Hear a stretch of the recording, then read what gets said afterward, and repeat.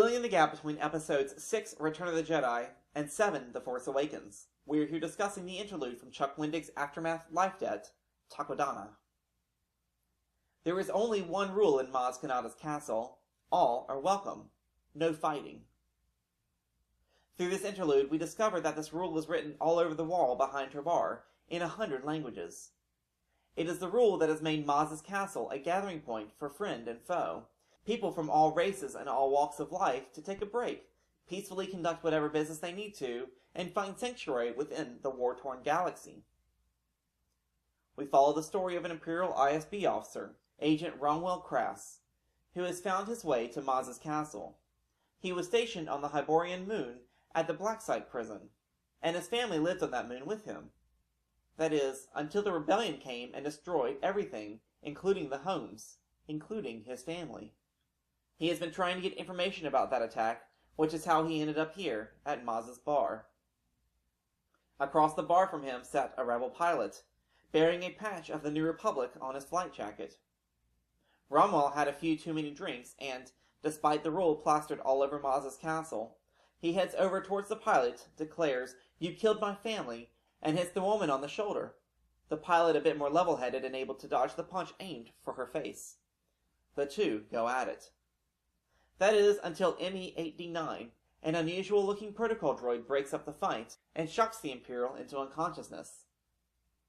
He wakes up on a cot inside a cell with one wooden door. He calls for help through a little window in the door, but the only one who can hear him is the rebel in the cell opposite him. The two bicker back and forth about the ethics of war and who is responsible for what, and who is to blame. They are silenced by Maz Kanata herself, who peers into the eyes of the Imperial through the window of his cell. She declares that the Empire is dead, but, as with many things, this death will spawn new life. Whether she is prophesizing the First Order, or just making an observation about the way the galaxy works, we may never know. She releases the Imperial, and, as soon as he has cleared the planet, the rebel pilot as well.